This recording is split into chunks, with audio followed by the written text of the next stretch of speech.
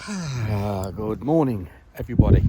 Well, this morning's video is to compare like for like red electric Corsa and red petrol Corsa. This is a hire car I've had for the last few days, and the like for like is purely a bit of driving experience. 6-speed manual gearbox, so you have the inconvenience of a third pedal,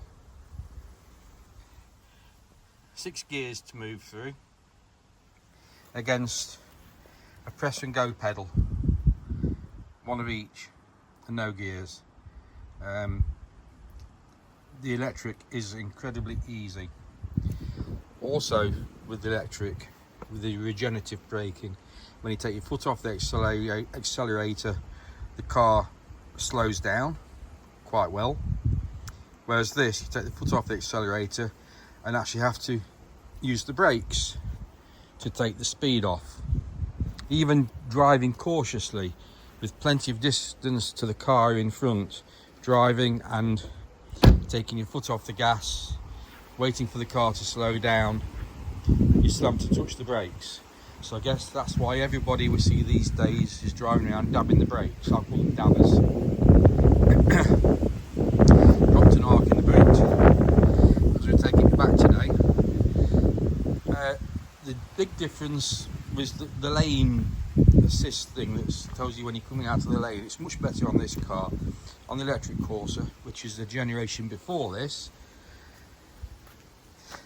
it was really fierce and took you back to it really jarred the steering wheel on the electric Corsa. This one's much more gentle, very much more supple, and that was more pleasurable to use. In fact, I have used it on this. I've not even switched it off. I'd switch it off on the electric Corsa. And other than that, it goes down the road just the same. Other than the fact this makes a great deal of noise, and you have the inconvenience of having to press a third pedal and waggle through 6 gears. And I know that's no inconvenience to most people, but when you've driven an electric vehicle, even an automatic vehicle, to have to then start manually change gear. But the crux of the point is 100 miles in this cost me £11. It cost me £11 and 3 pence, but £11. 100 miles in the electric Corsa cost me £3. Charging at home, that is, of course, because that's the beauty of an electric car. You don't have to go anywhere to fill it up unless you're on a long journey and need to charge up en route, which I think if you use the expensive rapid motorway service charges, which I did go into Morecambe the other day, I think it's probably like for like 100 miles for 10 quid, probably 11 quid. So I think electric and petrol, if you're running and using the motorway service or the high rate charges, is like for like on this particular vehicle.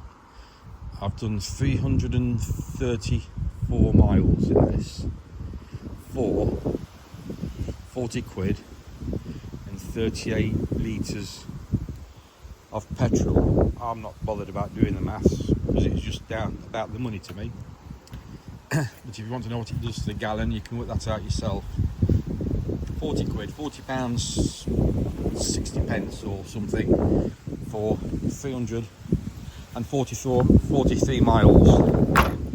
So I'm taking it back now. £11 100 miles against £3 100 miles, and the smoothness, the quietness and the convenience of not having to change gear. That is the programme we should be looking at. Just having a look around it, make sure it's as good as it was when I collected. Oh, something that's bizarre, it cost me an extra £18 a day for insurance. extra insurance. That's full liability insurance, because if somebody ran into it, my excess would be £2,500. So any accident, £2,500. The way I understood what I was told, any damage larger than the size of a golf ball, that I'd then become liable for that damage, would cost me £2,500. So you're over a barrel with insurance, because you don't want to be landed with a bill for £2,500 when somebody opens a car door onto it or bumps it in a car park. I'm going to get into this raining. So, is that fair? I take full responsibility for my actions, always have done in everything I do. But is it fair to put a client in a position whereby, no fault of their own, there's damage to a car, and you agree to pay £2,500 excess? She didn't say up to, she said it was any damage is £2,500. That is, I believe, that is grossly unfair, and I am going to write to there must be an ombudsman for car hire. I'm going to write to them. If you are in the car hire business, please let me know if I've read that correct. This is enterprise car rental. The car was 145-ish pounds for 4 days, complete, unlimited mileage. When I collected it, she's told me there's an extra insurance for £18 a day, which basically covers any liability, and any liability from an accident, my excess, regardless of fault or anything, is £2,500. Have I heard that right? Have I read that right? Have I understood that right? Have I had to pay £18 a day extra insurance? Because I felt coerced into paying it, because I take full responsibility for my actions.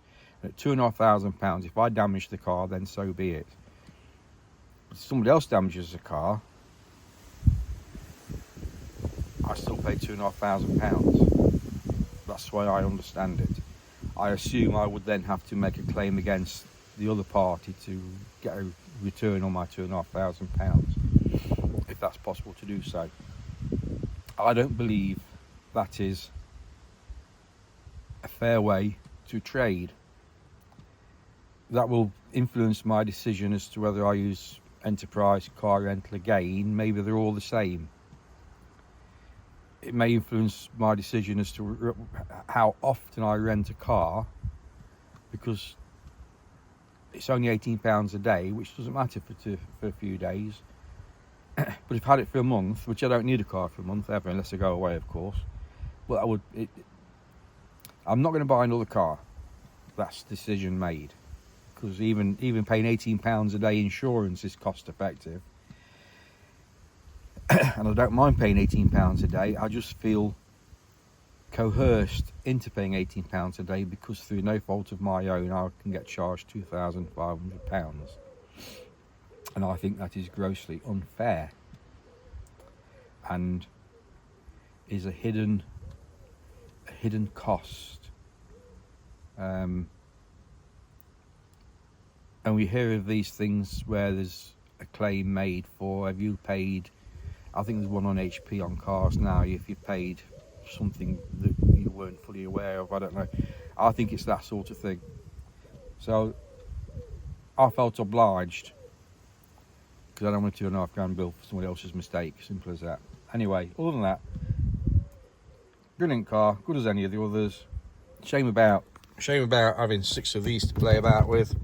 Shame about the the old third pedal down there. That's a major inconvenience when you're not used to it. And that's all I've got to say. Thank you very much. And I'll try to put some stills on at the end of the engine bay. Catch you on another one. Thank you for watching.